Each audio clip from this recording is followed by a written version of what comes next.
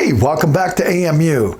Now I'm going to review some of the questions. Now, some of these might sound familiar to you or maybe even be repetitive, but that's okay because you might like the sound of the way this is as opposed to what we talked about previously.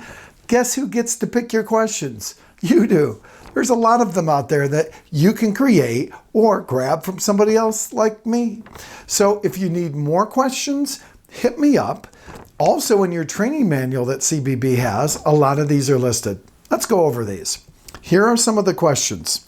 What are you currently driving? Of course, we've talked a lot about that today. Is that a car you're going to keep, or would you consider selling it? What do you like best? What do you like least? Again, repetitive from last video, but that's okay. I notice this car has leather. Is that important to you on your next vehicle? What do you want on your new vehicle that this particular vehicle has? What don't you want on your new vehicle this particular vehicle has? Did you buy it new or used? Tell me about that experience when you bought your last vehicle. What's your current car payment?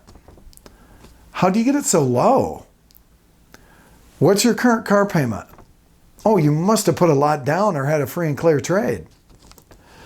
What vehicle are you interested in? What's important to you? What else? What else? You said you were interested in E-Class. Would you consider a C-Class if it could save you some money? Let me stop there. Those three words, would you consider, are critical. Because what you and I know is, if you watch the wagon wheel video, that we really, if we're rocking, we're going to land 80% of our people on a car. But the problem with that is it's got to be on the right car. And I get that a lot of customers make $100,000 a month that come in, but a lot of them don't. So the reality is that you carring them down is okay. What do we mean by car them down? Put them on the least expensive vehicle that you can that they love. Now, if they're going to fight for what they want, let them, and then you just have to sell like crazy. But have you ever had this happen where you put somebody on too much car and their payments are too high and you couldn't fix it? And then you had to go switch them? Yeah.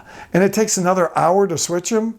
That's why doing that early, the best time to switch somebody is in that early part. And you're going to say, would you consider? If somebody comes in for a GL, would you consider an ML if it could save you some money? If somebody comes in for an S-Class, would you consider an E-Class if it could save you some money? Always ask that question, but keep in mind, as we've said before, you have to know your inventory so you know what might be a good car down vehicle that's a good value for your client. What's most important to you in a vehicle? Well, that's just a classic question. What else? What else? What else? So this one I like too. When's your next payment due? And if you didn't ask them, what were your payments? Now, again, the reason we're asking that is because clients technically, well, if you ask them what kind of payment do they want, they'll usually tell you about $200 less than what they currently have. But we're not going to ask that.